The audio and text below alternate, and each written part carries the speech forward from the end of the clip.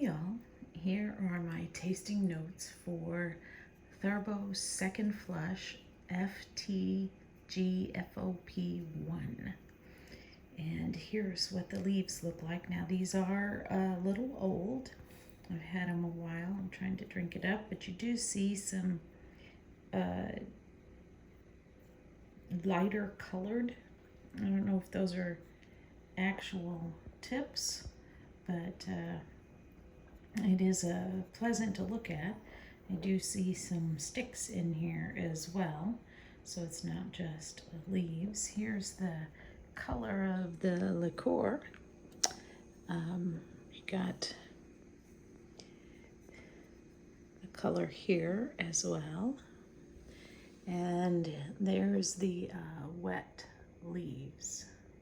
I don't think it looks much different than when I first got it. So even though I first got it back in April and I'm recording this in September. So here are my tasting notes. And the FTGFOP means fine, tippy, golden, flowery, orange Picot. And from my cheat sheets that I gathered together off of the internet, that's supposed to be the second from the top. And I do see the golden in there. The one is supposed to be more delicate, long, wiry leaf with a lighter liqueur. There's my first tasting date.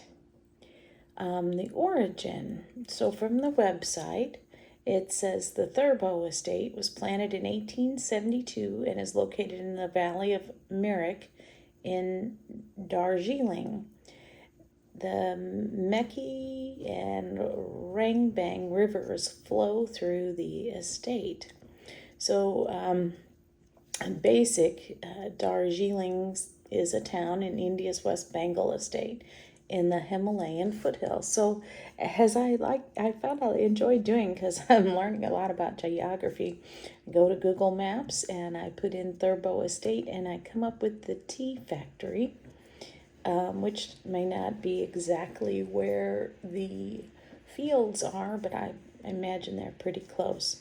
So you can see where it's located here in India.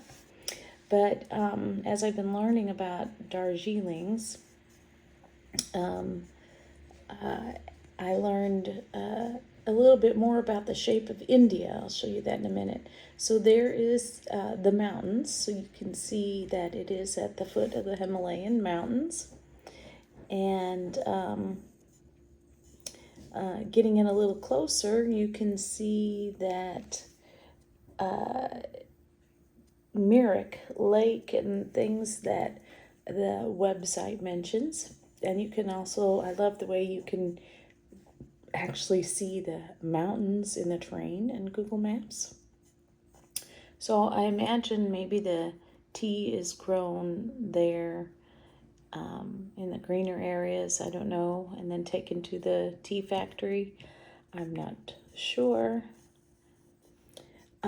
This is what I wanted to show you about India. So you see, if you're not familiar with geography and need to learn more, you see how India is shaped and how Nepal and Bangladesh kind of cut into it. And so right there to the right of Nepal is where the Darjeeling area is. So even teas made in Nepal have the same kind of similar climate for growing teas. I just kind of thought that was worth mentioning, that it's in that little bitty area kind of cut off. There's the Himalayas and where it's located. And I found this map on a website about the areas of Darjeeling, and you can see the Darjeeling West there that was mentioned on the website. One of these I wanted to show you. Maybe I didn't. Yeah, you see this I don't know if I can point to it, borderline here. That is the border between India and Nepal.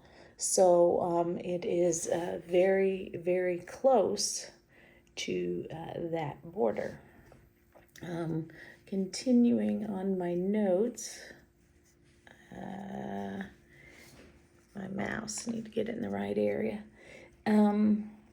Down here, I'm not sure how it's oxidized, but it's a black tea, so it's oxidized as black tea, which are more oxidized than other teas. The golden tips on my spectrum, I have it as brown. It's kind of a classic golden brown color. Aroma flavor, I get stone and maybe floral. I have trouble describing it, but that's the closest that we can get.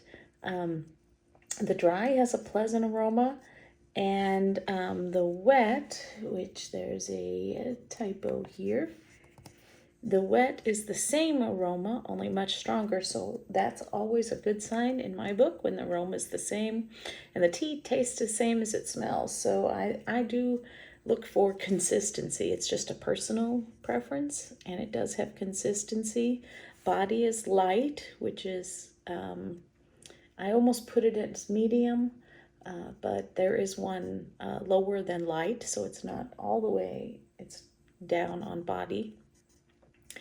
Astringency is smooth or low, which is always good for me. But the taste is that same stone or floral.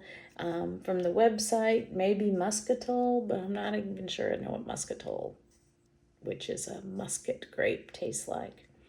Finish, lingering and aromatic, same smell all the way through. I liked it. I might buy it again. That's my rating. But I'm not quite sure what it is. It may be that floral, and I don't like florals. And that's just a personal thing. I think for some people this may be a very, very good tea. And there's a photo. And if you've tried this tea, let me know.